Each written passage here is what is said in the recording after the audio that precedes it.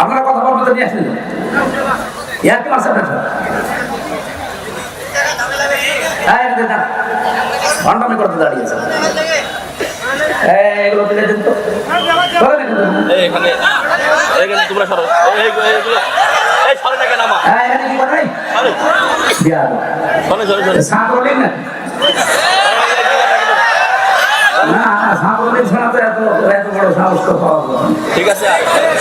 নিষিদ্ধ হয়ে আছে এরপর এখানে এসেছে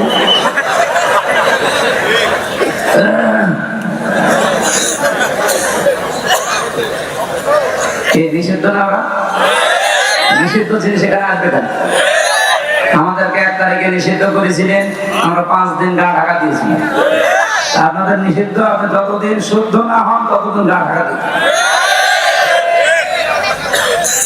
স্বরাষ্ট্র উপদেষ্টা তো পরশুদিন কি ঘোষণা দিয়েছেন দেখেছেন যদি কোন জায়গায় কোন ডাকাত চোর ছিনতাইকারী চাঁদাবাজ ধরতে পারেন জায়গায় মেরে ফেলবেন কোনো বিচার নেই এরকম হওয়া দরকার যা আরম্ভ করেছি ওরা আজকে আমি প্রশাসনের সাথে একজনের কথা বলছিলাম আসার সময় বলছে এখন যে বিশৃঙ্খলা গুলো তৈরি হচ্ছে সব ওদের ভেতর থেকে আমাদের ভেতরে ঢুকতেছে যেন এই সরকার ব্যর্থ হয়ে যায় এই জন্য খুব সতর্ক থাকা লাগবে ভাই এই ছেলে এমন একটা দেবো না কানের নিচে জায়গা মতো বসে পড়বে না সরে যান ওখান থেকে সরে যান ওখান থেকে বাচ্চা দিয়া দেবে 14 বার কথা বলা লাগে ভান্ডামি করা তুমি আসলে একজন যদি দাঁড়িয়ে থাকে না সামনে এমনি মেজাজটা খারাপ হয়ে যাচ্ছে এরপরে যদি এত ডিস্টার্ব হয় কথা বোঝানো যায় গতবার গাবতলী থেকে আসার সময় এই মাহফিলে আমি বের হয়েছিলাম ওখান থেকে 9টা থেকে এই জায়গায় এসে 10টায় উঠবো কিন্তু ওসি সাহেব আমার এমন তাড়া দিয়েছে একটা প্রায় 1.5 কিলোমিটার শুধু দৌড়িয়েছে তা মাঠের ভেতরে এই আগস্টের 5 তারিখের পরে ওই ওসি সিরাজগঞ্জ গোল চত্বরে দেখা করছে রাত 2টার সময় আমি চা খাচ্ছি বসে আমি আব্দুল বারী রশিদি ভাই এরপর হোসাইন আহমেদ মাহফুজ আরো 2 জন ছিল এটা বলছো হুজুর মাফ করে দিন কে ভাই আপনি আমি ওই সেই গাবতলী থানার ওসি আরে শয়তান এইদিকে তোরে তো করছি কোথায় ছিলি এতদিন বলুন তো আমারে বদলি করে দিয়েছে আমার নামে বিভাগীয় মামলা হয়েছে আমি এখন কক্সবাজারে ওই টেকনাফে আসি চুরি করি মাফ করবো আগে টাকা ফেরত দেন ওই দিন আমার তো ধরতে পারেননি গাড়িটা ধরে ড্রাইভারকে ধরে আব্দুল বারী রশিদের ওর গাড়ি ধরে আব্দুল সালামের গাড়ি ধরে আপনি 1,13,000 টাকা নিয়েছেন ওই টাকাগুলো ফেরত দেবেন এরপরে আপনার মাফ হবে যত টাকা নিয়ে মাফ কিসে 7 দিন সময় দিলাম টাকা ফেরত দেওয়া লাগবে টাকা ফেরত দিয়েছে 1 লাখ পুলিশ যে টাকা ফেরত দেয় বাংলাদেশে মানে এই প্রথম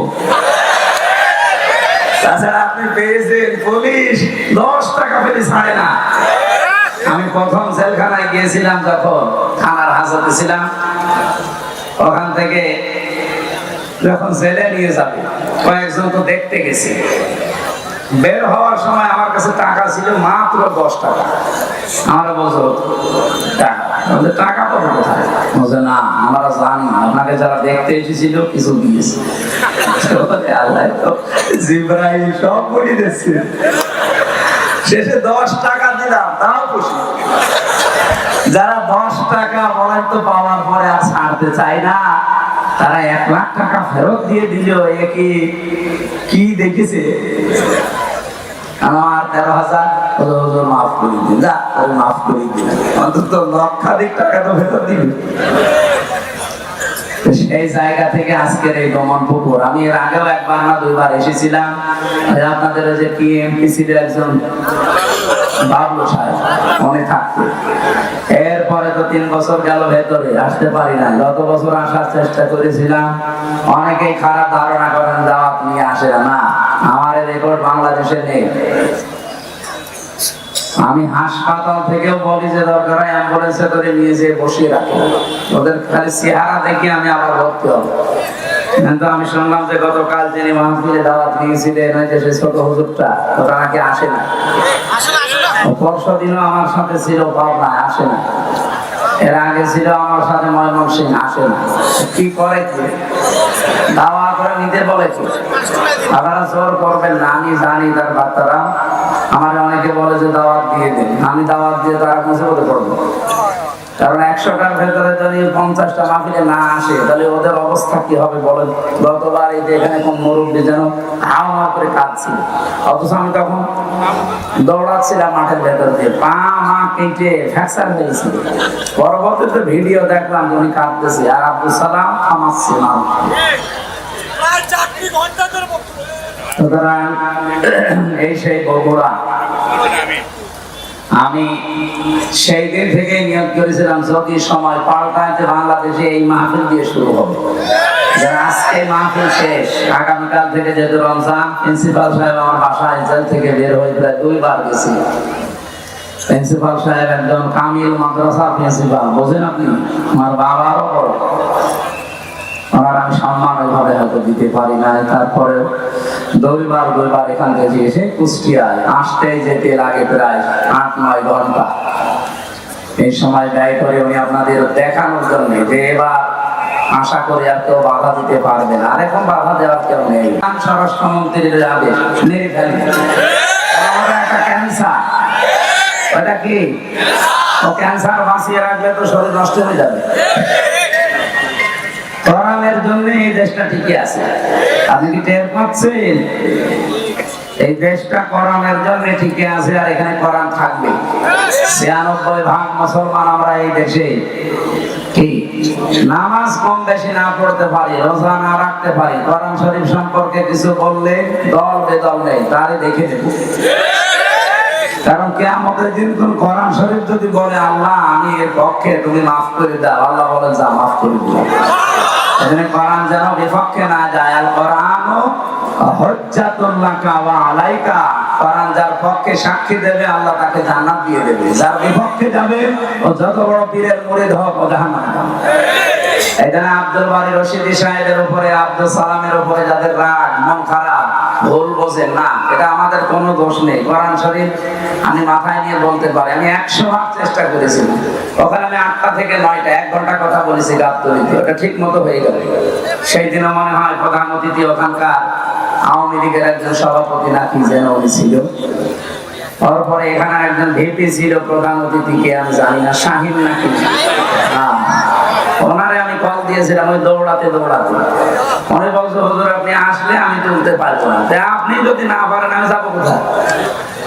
শেষে সিএনজি দিয়ে, মোটরসাইকেল দিয়ে কোথা থেকে সিরাজগঞ্জ পর্যন্ত পানি এইভাবে হয়।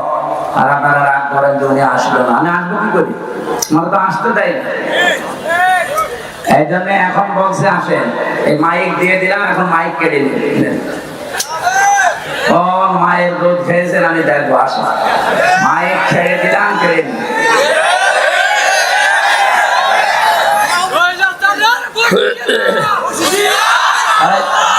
এখন এটা নেই যেহেতু বড় কথা, আমি সেদিন মালয়েশিয়া ছিলাম, দেখি ওরা তো আর ওই যে সাহেব পাড়ায় ওঠে না, সব হোটেলে বসে বসে নিচতলায় দেখুন চা খাচ্ছে। কি গো হুজুর আমরা আগেই বানিয়েছি, কেন সাহেব পাড়ায় উঠবে না, ওখানে একটু মায়ের খাবো, সব তালা লাগানো, ওখানে উঠতে পারবো না। এদেশে বাংলার জনগণ আছে পিটিয়ে ভর্তা বানিয়ে খাই। কি করলেন আপনি বলেন, 15.5 বছর যায় মারি কাটিং করলেন, এখন নিজেও খেতে পারেন না, আমাদেরকেও খেতে দিলেন না। কি কথা বলেন না কেন? যত টাকা পাচার করেছিলেন টাকাগুলো যদি এই দেশে থাকতো, এই যে প্রায় 36 লাখ যুবক এখন বেকার, এদের বেকার থাকা লাগে? বাইরের দেশে যারা রাস্তা ঝাড়ু দেয়, টয়লেট পরিষ্কার করে, রুটি বানায়, আমি নিজে দেখেছি। কেন এই কাজ করা লাগবে বাড়িতে? এদেশটা এত সমৃদ্ধশালী আর এত সম্পদ আল্লাহ এখানে দিয়েছে, বাইরের রাষ্ট্রগুলো পাগল হয়ে যাচ্ছে, বিশেষ করে চীন তো পাগল হয়ে যাচ্ছে দেশটাকে উন্নত করার জন্য, শুধু টাকা ঢালবে, এত টাকা নেই কি দেখে ঢালবে তারা।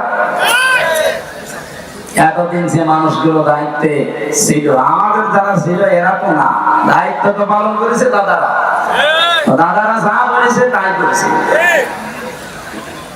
ওরা আমাদেরকে ভয় দেখাতো আমরা নাকি না খেয়ে মারা যাবো। আরে ভাই, আমাদের বছরে 1 মাস না খেয়ে থাকা ফরজ। কালকে থেকে 1 মাস না খেয়ে থাকা কি? বলেন বলেন, কেন? আল্লাহর হুকুম তো আছে, আরো 27টা কায়দা আছে। রব্বুল আলামিন বলেন, ওয়ান্তাসুমু খায়রুল লাকুম ইন কুনতুম তা'লামুন।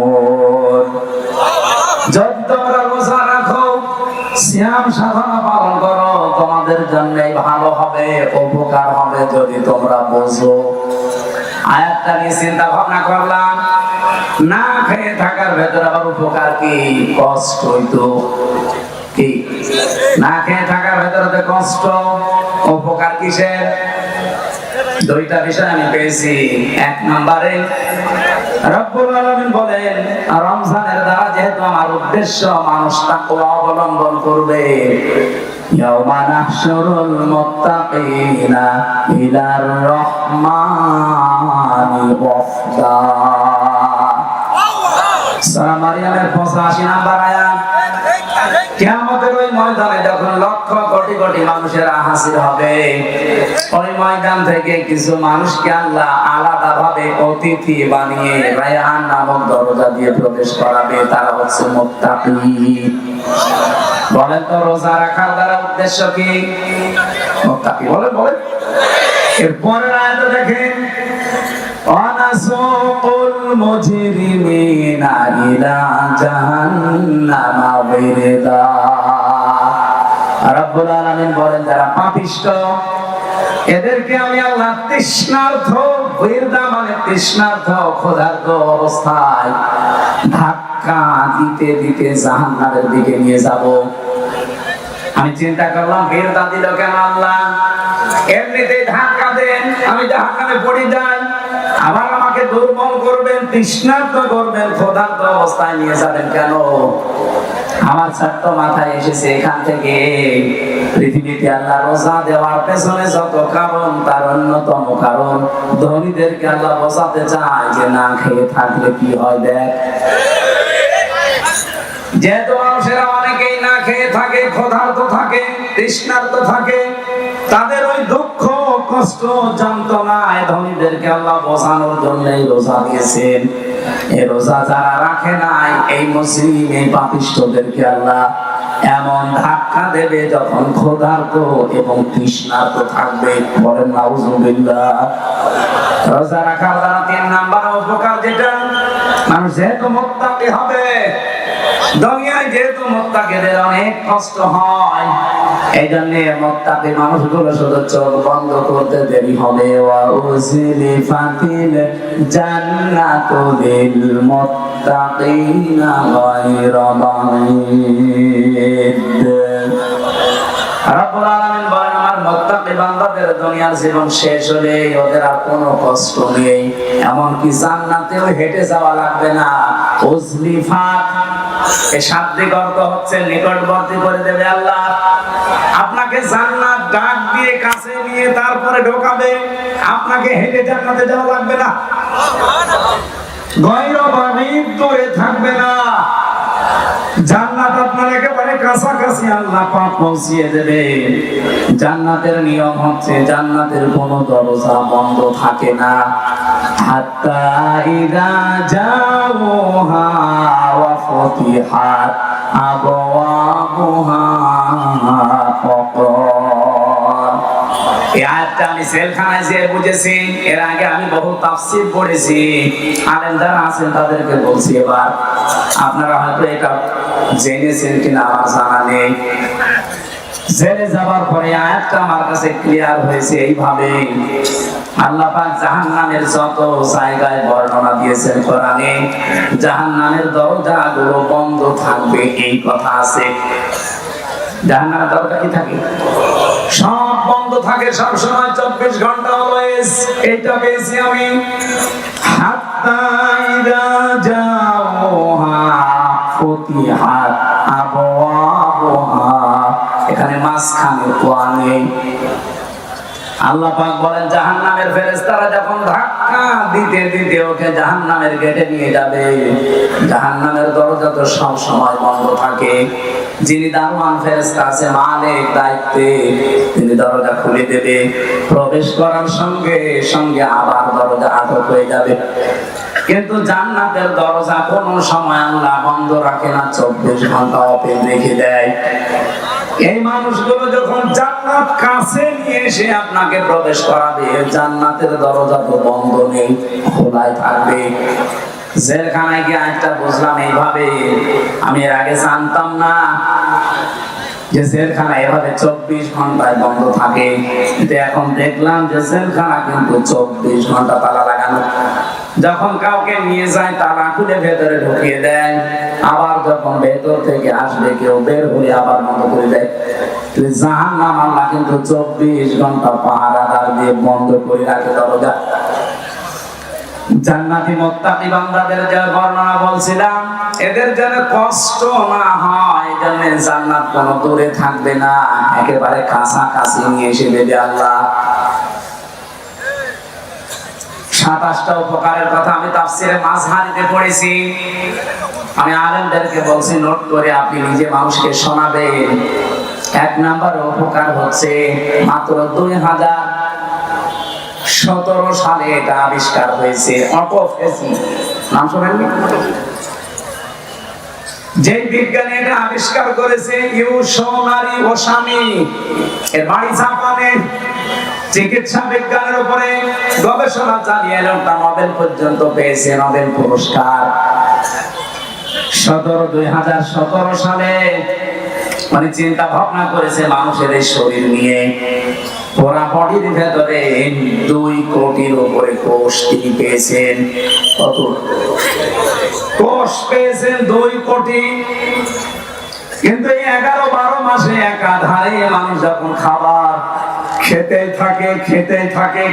থাকে, তখন ওই পাশাপাশি কিছু কোষ তৈরি হয়। ওই কোষগুলো শরীরের এই 3.5 হাত বডিতে 2টা ক্ষতি করে। 1 নম্বরে আপনার শরীরে হয় ক্যান্সার হবে, না টিউমার হবে। বিজ্ঞান এখন 5.5 কেজি রক্ত পেয়েছে আমাদের শরীরে। এই 5.5 কেজি রক্তের ভেতরে 5 প্রকার ক্যান্সার হয়, আর টিউমার হয় 3 জাতির। হয়তো কোনটা ফুলে ওঠে, কোনটা ভেতরে থাকে, কোনটা ফলেও না, ভেতরে থাকে না, রক্তের সাথে আস্তে আস্তে মিশে যায়। এই যে কোষ যেগুলো বৃদ্ধি হয়েছে 11-12 মাস ধরে, এইগুলোর কারণে এই সমস্যাটা তৈরি হয়। চিন্তা করলেন কিভাবে এই কোষ থেকে মানুষকে মুক্ত করা যায়। 13 বছর একাধারে গবেষণা করেছিলেন। সর্বশেষ তার গবেষণা এটা এসেছে যে 12 মাসের যদি একটা মাস কেউ দিনের বেলা না খেয়ে থাকতে পারে, 29 কি 30 দিন একাধারে, তাহলে আসল আল্লাহ যে কোষ দিয়েছিলেন 2 কোটি, বাকি যে কোষগুলো বৃদ্ধি হয়েছে ওই কোষ যখন কিছু খেতে না পায় তখন ওই পাশেরটা খাওয়া আরম্ভ করে। আল্লাহর দেওয়া কোষগুলো এই অটোমেটিক তৈরি হওয়া কোষগুলোকে খেতে খেতে 30 দিনে পোড়াটা সাবার করে ফেলে। 30 দিন যদি একাধারে খেতে থাকে, ওর শরীরে অতিরিক্ত আর একটা কোষও বাকি থাকে না। তার মানে কোষ যখন অতিরিক্ত নেই, আপনি ক্যান্সার থেকে বেঁচে গেলেন, আপনি টিউমার থেকে বেঁচে গেলেন। চিন্তা করছি এই তথ্যটা পৃথিবীর কোন ধর্মে আছে কিনা দেখি। 4,500 ধর্মীয় গ্রন্থ দুনিয়ায় আছে এখন। উনি সবগুলো একটা একটা করে মিলিয়ে না, কোন গ্রন্থে এই তথ্য নেই। সর্বশেষ মুসলমানদের ধর্মীয় গ্রন্থ কোরআন, এইটা তিনি পেয়েছেন। পাওয়ার পরে দেখেন যে এখানে আছে 30 দিন আল্লাহর বান্দারা 1 বছরে না খেয়ে থাকবে। এই তো পেয়েছি আমি যা মনে করেছিলাম। 13টা বছর আমি গবেষণা করে যা পেয়েছি, মুসলমানদের ধর্মীয় কিতাবে এটা অনেক আগেই দেওয়া আছে। আল্লাহ পাক যে বলেন তাসামু খায়রুল লাকুম ইন কুনতুম তা'লামুন। অবশ্যই রোজা রাখলে তোমাদের উপকারী হবে যদি তোমরা এটা বুঝতে পারো। যেহেতু বিজ্ঞানী এখন বুঝেছে, তথ্য আমরা পেয়ে গেছি, এখানে ফামান শাহিদা মিনকুম শাহরা ফালিয়াসুম, তোমাদের ভেতরে কেউ যদি রোজার মাস একবার পেয়ে যায়, আল্লাহ বলেন অবশ্যই সে যেন রোজা রাখে। এটা কিন্তু গত বছর যারা আদায় করেছে, এবছরে অনেকে কবরে চলে গেছে। এবছর আমরা যারা কালকে থেকে পেতে যাচ্ছি, হেলায় খেলায় নষ্ট করেন না, রোজাটা অবশ্যই আপনি রাখবেন। অনেক গরিব মানুষ আছে বলে, হুজুর আমার রোজা রাখা লাগবে, আমি ভ্যান চালাই। আরে বেটা, অভাবী মানুষের অভাব দূর করার জন্যই তো রোজা দরকার। কারণ রোজার দ্বারা আল্লাহ যেটা মানুষকে তৈরি করে দিতে চায় তার নাম কি? তাকওয়া। বলেন বলেন, আরো জোরে বলেন। কোরআনে কারীমের সূরা বাকারার 183 নম্বর আয়াত আমরা পড়েছিলাম। এদিকে তাকান। রব্বুল আলামিন বলেন, ইয়া আইয়ুহাল্লাযীনা আমানু কুতিবা আলাইকুমুস সিয়াম। ওহে যারা ঈমানের দাবি করো তাদেরকে বলছি, আমি কিন্তু রোজার বিধানটা লিখে দিলাম। কি করলাম? পৃথিবীর কোন বিধান আমি লিখে দিলাম এমন কথা কোরআনে আপনি পেয়েছেন? আরেকটা আছে, কুতিবা আলাইকুমুল কিসাস, কিসাসের বিধান লিখে দিলাম। কুতিবা আলাইকুমুল কিতাল, কিতালের বিধান আমি লিখে দিলাম। এই দুইটা ছাড়া কোরআনে আমি কোন বিধান আল্লাহ লিখে দিয়েছেন পাইনি। হ্যাঁ পেয়েছি, ওগুলো আল্লাহ ফরজ করেছেন। এজন্য সেখানে ফারদ পাবেন, ফারদুন। কিন্তু রমজানের ব্যাপারে আল্লাহ কথা বলতে গিয়ে বলেন, কুতিবা আলাইকুমুস সিয়াম, আমি কিন্তু লিখে দিলাম সিয়ামকে। আজকের এই জমিনটা যদি আমি সভাপতি সাহেবকে বলি যে স্যার আপনাকে আমি দিয়ে দিলাম, কোন দাম আছে আমার এই কথা? বলেন বলেন। যদি এটা সই স্বাক্ষর করে দলিল করে স্ট্যাম্প করে বলি, এই যে নে, এই জমির দাম এখন 1 বিঘা 20 লাখ, এই কথা বলতে হবে। ব্যক্তি তো একই, আগে দিয়েছিলাম মুখে মুখে, এখন আমি দলিল করে লিখে সই স্বাক্ষর করে দিয়ে দিলাম, দাম হয়ে গেছে আকাশ আর পাতাল। আগেরটা কোনো মূল্যই ছিল না, পরেরটার মূল্য 20 লাখ। কথা বলেন ঠিক কিনা? রব্বুল আলামিন বলেন, আমি রোজা তো তোমাদের জন্য ফরজ করেছি ফারদ ওয়াদ দিয়ে না, কাতাবা দিয়ে। আমি কিন্তু লিখে সই স্বাক্ষর করে দিয়েছি। এত দামি বিধান এটা আমি আল্লাহর কাছে, পৃথিবীর অন্যান্য বিধানগুলো আমি দুনিয়ায় নাযিল করেছি জিবরাইলকে দিয়ে, আর রোজাটা নাযিল হয়নি, এটা আমি আল্লাহ নিজে আমার রাসূলকে আরো সেই উপহার দিয়েছি। বিশ্বনবী মুহাম্মদ রাসূলুল্লাহ 50 ওয়াক্ত নামাজ পেয়েছিলেন। ভালো করে শুনবেন, আমি বলার জন্য বলছি, শোনার জন্য শুনবেন না, এখানে কিছু নেওয়া লাগবে। 50 ওয়াক্ত নামাজ পেলেন তিনি, 6 মাস রোজা পেলেন, আনন্দে আসছিলেন। প্রতিমধ্যে হযরতে মুসা নবীর সাথে দেখা। হযরতে মুসা ডাক দিয়ে বলেন, ইয়া রাসূলুল্লাহ, আপনার মর্যাদা আমার সাথে বেশি, কিন্তু অভিজ্ঞতা আপনার সাথে আমার বেশি, কারণ দুনিয়ার জীবন আমি পার করে এসেছি। আপনি তো জানেন না বাস্তবতা কি। আপনার উম্মতের যে অবস্থা, 60-70 বছরের বেশি ছাড়া বাঁচে না, আর আমার উম্মত 1500 2000 বছর হায়াত পেয়েছে। ওরা পাহাড় কেটে বাড়ি বানিয়েছে, এত শক্তিশালী ছিল। একমাত্র একটা রোজা ছিল বছরে, আর একটা মাত্র নামাজ ছিল 1 ওয়াক্ত সারা দিনে, তাই আমার উম্মতরা পড়তো না। আর আপনার উম্মত এত ওয়াক্ত নামাজ দিয়েছে, 6 মাস রোজা আপনি আনন্দ করেন, পারবে না। আপনি জান আল্লাহকে একটু কমান। উনি 1 বার 2 বার 3 বার 4 বার 9 বার ফেরত পাঠিয়েছিলেন। প্রতিবার 5 ওয়াক্ত করে আল্লাহ কমিয়েছেন, 5 9 45 ওয়াক্ত। হযরত মুসা বললেন, না হবে না, আরেকবার যান। বিশ্ব নবী বলেন, হে ভাই মুসা, কি বলেন আপনি? আল্লাহ আমারে দিতে চান আর আপনি বলেন কমান, আমার লজ্জা করছে, আমি আর যেতে পারবো না। আমার উম্মতের ব্যাপার আমি জানি, পড়বে কি না পড়বে আমি দেখবো, আমি আর যাবো না। সঙ্গে সঙ্গে জিবরাইলকে ওই জায়গায় পাঠিয়ে দিয়েছিলেন। তখন তিনি ষষ্ঠ আকাশে আছেন। রব্বুল আলামিনের ফেরেশতা জিবরাইল এসে বলে, ইয়া রাসূলুল্লাহ, আল্লাহ আমাকে পাঠিয়েছেন দুইটা বিষয় জানানোর জন্য। এক নম্বরে, আল্লাহ যেহেতু সিদ্ধান্ত নিয়ে রায় দিয়েছেন, ওয়াতাম্মাত কালিমাতু রাব্বিকা সিদকাও ওয়া আদলা লা মুবাদদিলা লিকালিমাতিহি ওয়া হুয়াস সামিউল আলীম। বলেন আল্লাহু আকবার। সূরা আনআম 115 নম্বর আয়াত খুব ভালো করে খেয়াল করবেন। এখন সেই শিক্ষাটা আসবে, এটা নিয়ে বাড়ি যাওয়া লাগবে, শুধু এসেছেন চলে যাবেন না। এই জন্য আমি মাহফিল করি না, আমি কিছু দেবো এমন যেটা কোরআন হাদিসের সাথে মিলে গেলে আপনাকে নিয়ে বাড়ি যাওয়া লাগবে। কথা বলেন না কেন? এখানে রেখে চলে যান, তাহলে আপনার বলার সঙ্গে আসা দরকার কি? বলেন তো, বাড়ি নিয়ে যাবেন কিনা? হ্যাঁ, বাড়ি নিয়ে যাবে না? আওয়াজ পাওয়া যাচ্ছে না, যাবেন? রব্বুল আলামিন এক নম্বরে বলেন, আমার কোরআনে যত তথ্য আছে সব সত্য। দুই নম্বরে যত তথ্য আছে সব ইনসাফপূর্ণ। তিন নম্বরে আমার কথা কোনদিন রদবদল হবে না, পরিবর্তন হবে না। আল্লাহর কথা যেহেতু পরিবর্তন নেই, আপনি বারবার এসেছিলেন, এই জন্য আপনার কনসিডারের কারণে আল্লাহ কমিয়ে দিয়েছেন। আল্লাহ যেহেতু ওটা লিখে ফেলেছেন একবার, ওটার পরিবর্তন রদবদল হয় না।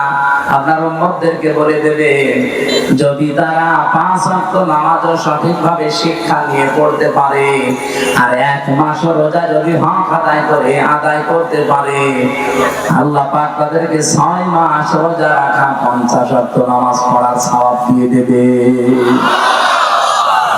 সেই উম্মত আমরা, সেই রোজা আমাদের সামনে। বগুড়াবাসী, এখান থেকে 3 নাম্বার যে কায়দাটা, লা মুবাদদিলা লিকালিমাতি, যেটা জিবরাইল আলাদা ভাবে শুনিয়েছেন, হে নবী, আপনার শুধু কনসিডারের কারণে আল্লাহ কিন্তু কমিয়েছে, কিন্তু সওয়াব কমাবে না। যদি 5 ওয়াক্ত হক আদায় করে পড়তে পারে, রোজা রাখতে পারে, আমি আল্লাহ ওইটাই রাখবো যেটা আগে দিয়েছিলাম। কারণ আল্লাহর কথায় কোনো পরিবর্তন, জোরে বলা লাগবে, আল্লাহর কথায় কোনো পরিবর্তন। বাংলাদেশের এমন এমন রায় আমরা 15 বছরে দেখলাম যেটা পরিবর্তন অলরেডি হয়। এক কথা বলছেন, এটি আজহারুল ইসলামের রায় দিয়েছিল যারা, শুনলাম নাকি কিয়ামত হয়ে গেল পাল্টাবে না, অথচ 3 দিন আগে পাল্টিয়ে গেছে। এখন কিন্তু মঞ্জুর হয়েছে, উনি রিভিউ করতে পারবে, উনি শুনানি করতে পারবে। তার মানে এতদিন যা রায় ছিল, বোঝা যাচ্ছে এগুলো সব মিথ্যা। আমার মনে হয় সালাউদ্দিন কাদের চৌধুরী, মাওলানা মতিয়ার রহমান নিজামী, এই মানুষগুলো যদি এখন বেঁচে থাকতেন, আর যদি আগস্টের 5 তারিখের পরে যে পরিবর্তন দেখতে পাচ্ছি, ওনাদেরটা এখন খারিজ হয়ে যেত, এখন আবার ওনাদের জামিন মঞ্জুর করানো যেত। হ্যাঁ, কিছু বদনসিব মানুষ আছে যাদের ভাগ্য খারাপ, এই মানুষগুলো এখন আরম্ভ করেছে 25 তারিখের পর থেকে, যে না, ওনার সাজা হয়ে গেছে, ওনার মঞ্জুর করা ঠিক হয়। সাজা হয়ে গেলে যদি তার এটা আপিল ডিভিশনে মঞ্জুর করা ঠিক না হয়, তার এক জিয়া সাহেবের 9 বছর সাজা হয়েছিল, তার স্ত্রীর 3 বছর সাজা হয়েছিল। এক কথা বলছেন, খালেদা জিয়ার 6 বছর সাজা হয়েছিল। কেন তাদেরকে সাজা থেকে মুক্ত করে মুক্ত জীবনে তাদেরকে ফিরিয়ে দেওয়া হবে? ওনাদের মামলা, ইনাদের মামলা, সাজা তো সবারই এক। আপনি কেন পক্ষপাতিত্ব করেন? এই কথা যদি কেউ বলে, আল্লাহর অভিশাপ তার উপরে, তার বিবেক বুদ্ধি সব মারা গেছে। সালাউদ্দিন কাদের চৌধুরী চট্টগ্রামে উনি বেঁচে থাকলে এখন মুক্ত জীবনে ফিরে আসতে পারতেন। আমার যতটুকু বাস্তবতায় ধারণা, হাসিনার আমলে 15.5 বছরে যারাই মিথ্যা মামলা, মিথ্যা সাক্ষীর কারণে জীবন নষ্ট হয়েছে, কোনো বিচার লাগবে কোনো রায় লাগবে না, সব ছেড়ে দেওয়া হবে। কিসের বিচার? ও তো সব বানিয়ে বিচার করেছিল। নয়তো খালেদা জিয়ার নামে যে মামলা দিয়েছে, আপনি বলেন তো এতিমের টাকা আত্মসাৎ করা মামলা, এই টাকা আরো 6 ডবল বৃদ্ধি হয়েছে, তার নোবেল দেওয়া দরকার, আর তারে আরো 6 বছর জেলে দিয়েছে।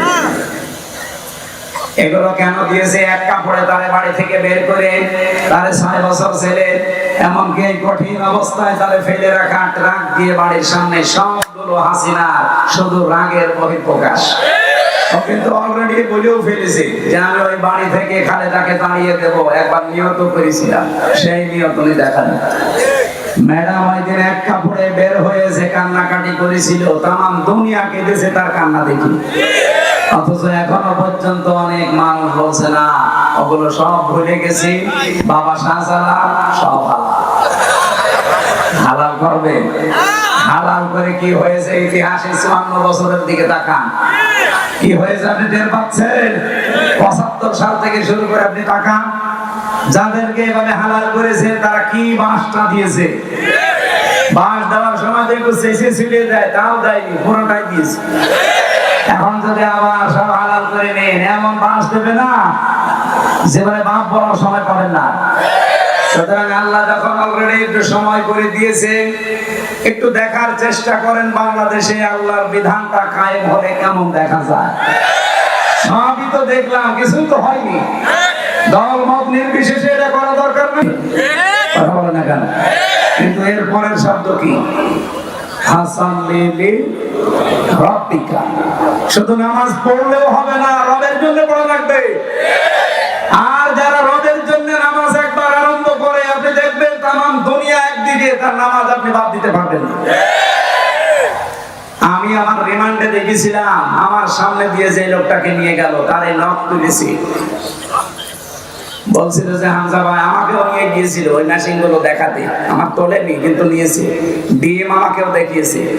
এরকম একটা চেয়ারে বসিয়ে দেয়, হাতের সাথে পায়ের সাথে বেল লাগিয়ে দেয়, গলার সাথে একটা ক্লিপ লাগিয়ে দেয়,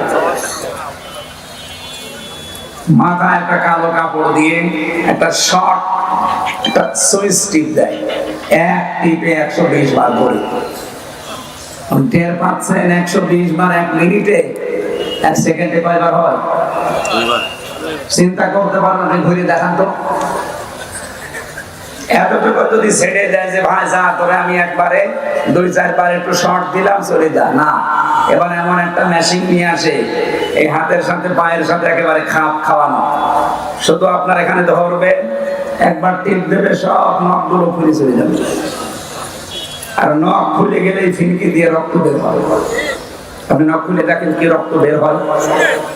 রক্ত যেই ফিনকি দিয়ে বের হবে, তখন পাতলা মিহি যে লবণ, ওটা ছিটিয়ে দেয়। বলতেই যদি আমার এমন লাগে, আমি নিজে ফেস করে আসলাম, কত বড় কঠিন ছিল বলেন তো। আপনি তো নিজেকে কোনোদিন আয়না ঘরের সামনে দাঁড় করা, যে ব্যারিস্টার আরমান 8 বছর ছিল ওই ঘরটায়, এদিকে 3.5 হাত, এদিকে 1.5 হাত, সামনে টয়লেট দেওয়া, যার কোনো দরজা নেই, কোনো দেওয়াল নেই, ওদের সামনে বসে টয়লেট করা লাগবে। আমি নিজে করেছি। জেলখানায় তো তাও অন্তত 1-1.5 হাত টয়লেটের দরজা দেওয়া আছে, আর ওখানে কোনো দরজা নেই, আবার পার সাথে চেন বাঁধা থাকে। আপনি কতক্ষণ থাকতে পারবেন এইভাবে? 2 দিন, 5 দিন, 7 দিন। ওইটা লোক 8 বছর কাটিয়েছে, 10 বছর কাটিয়েছে আমার আজীবন। এখনো পর্যন্ত অনেকে জালেমের সাফাই গায় আর বলে না এটিএম আজহারুল সাজাপ্রাপ্ত মানুষ, ওনাদের মামলায় জামিন দেওয়া হবে কেন? ওরা জবাই করা দরকার। সরকার হাসিনার আবার মামলা কিসের? ও তো যা করেছে সব আগে পড়ে ওর বাবার ওই হত্যার প্রতিশোধ নেওয়া। ওর বাবার নাম শুনলে আজ পর্যন্ত কোন মানুষ কথা বলেছে যে শহীদ বঙ্গবন্ধু? আমি পাইনি। কিন্তু আপনাদের বগুড়ার সন্তান শহীদ জিয়া নাম শুনলেই মানুষ আগে শহীদ বলবে। কেন? এমনি এই শব্দটা তো খেলাধুলা জিনিস না যে যাত্রার নামে সাথে লাগিয়ে দেবেন। শহীদ হওয়া কত বড় দামি জিনিস আল্লাহর কাছে জানেন? শহীদরা মরে গেছে কথা বলা নিষেধ, শহীদরা মরে গেছে ধারণা করা নিষেধ। কত দামি শব্দ! এই জন্য আমরা শহীদ বঙ্গবন্ধু আজ পর্যন্ত কারো মুখে শুনি না, কেউ বলেও না। হ্যাঁ, এতটুকু বলে যে ওনারে ওইভাবে মারা ঠিক হয়নি, ওনারে টুকরো টুকরো করার দরকার ছিল। কিন্তু শহীদ জিয়ার নাম শুনলে আপনি বলেন, নাম শুনলে একে মানুষ শহীদ বলে। উনি যে কাজটা করে দিয়েছিলেন আরাফাতের ময়দানে, ওনার জীবনে কি কবুল হবে না হবে আমি জানি না, তবে এই কাজটা আমার মনে হয় আল্লাহ ভালো লেগেছে। লক্ষ লক্ষ মানুষ সেখানে যে ছায়ায় আশ্রয় পায়, আমি নিজেও সে আশ্রয়ে ছিলাম ছায়ায়। মন থেকে এমনি দোয়া আসে, আল্লাহ এই ছায়াটা যিনি দিলেন তৈরি করে, তার মাথার উপর তোমার কুদরতের ছায়া তুমি দিয়ে দিও। আরাফাতের ময়দানে হাজিরের দোয়া আল্লাহ ফেরত দেয় না, কবুল হয়। লক্ষ লক্ষ হাজিরা এই দোয়া করে শুধু এই নিম গাছের জন্য, কবুল হবে না? আমিও মন থেকে লোকের জন্য শ্রদ্ধা এবং সম্মান নিয়ে দোয়া করি, আল্লাহ যেন শহীদ জিয়াকে শহীদ হিসাবে কবুল করে এবং তাকে যেন মাফ করে দেন। বলেন আমিন। এই জিয়া পরিবারটা আপনারা জানেন একটা মাজলুম পরিবার। তার একটা ছেলেকে মেরে ফেলেছিল, বউটাকে ছেড়ে রেখেছিল, একটা ছেলে তো বাইরে। কত বড় কঠিন পরিস্থিতি পার করলো, অথচ এই দলের ভেতরে এখন বাম আর রাম দুই গ্রুপ হয়ে একটা অলরেডি দাদা বাবুদের সাথে বাবা শাহজালাল সব হালাল করার চেষ্টায় আছে। আর একটা গ্রুপ যেটা ডানপন্থী, এত কঠোর, কোন ভারত না কোন পাকিস্তান না, এই দেশ চলবে আমাদের নিজেদের ভোটে। আর আমরা এইটাই চাই, এদেশের মাতব্বরি কোন ভারত না, কোন চীন না, কোন পাকিস্তান না, কোন সৌদি আরব না, এখানে চলবে আমাদের মঙ্গল। যেহেতু ৯৬% মুসলমান এখানে আমরা বাস করি, আমরা আল্লাহর গোলাম পরিচয় দেই, সুতরাং আমরা আল্লাহর বিধান এখানে চাই। এই ব্যাপারে কারো যদি দ্বিমত থাকে হাত তোলেন, তোলেন। নিরপরাধ কোন মানুষকে এই ১৫.৫ বছরে যাই করেছেন, নিরপরাধ কোন মানুষকে আমরা আর নিরপরাধ কোন মানুষকে ১ সেকেন্ডও জেলে রাখতে চাই না। এই জন্য ১৫.৫ বছরে যারা মিথ্যা মামলার আসামি, যারা মিথ্যা সাক্ষীর জন্য জীবনটা শেষ করে দিল, আমরা চাই কোনো বিচার করার দরকার নেই। আইন মন্ত্রণালয়ের যিনি দায়িত্বে আছে, আপনি ঢাকা ভার্সিটির একজন শ্রদ্ধাভাজন স্যার, আপনার সম্পর্কে অনেক কিছু তথ্য এখন সামনে আসছে। আশা করছি সাপ তুলতে যে কেঁচো খুঁড়তে যে আবার সাপ বেরিয়ে যেন না আসে। এটা আমার সামনে শুধু ১০,০০০ ২০,০০০ মানুষ না, এখন ১৮ কোটি মানুষ আমার সামনে রেকর্ড হচ্ছে, সারা দুনিয়া চলছে।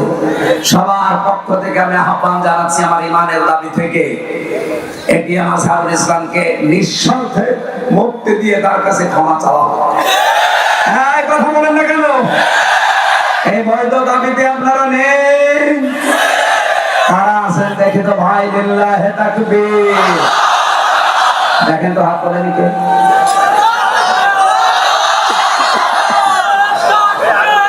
আলহামদুলিল্লাহ।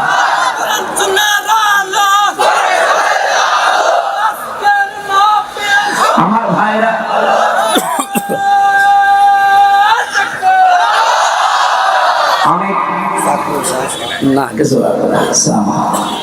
আমি কথা তুলেছিলাম লা মুবাদদিলা লিকালিমাতিহি, আল্লাহর কালামের কোনো পরিবর্তন নেই।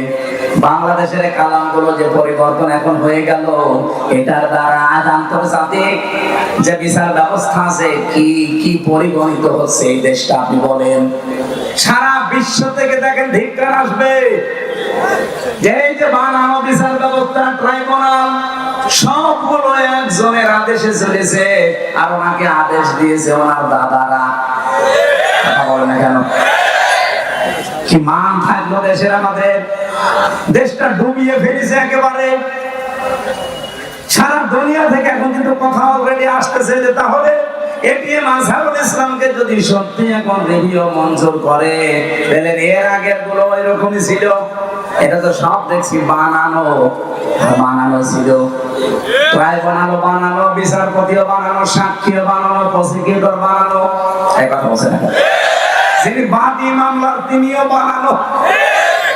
কারণ যাদেরকে সাক্ষী দেওয়ার জন্য নিয়েছে, শুনলাম নাকি একজন সাক্ষীর বয়স, উনি জন্মই নিয়েছে ১৯৭৪ সালে আর সাক্ষী দিয়েছে ১৯৭১ সালে। তার মানে পেটের ভেতরে আসে না, তখন সাক্ষী দিয়ে ফেলেছে।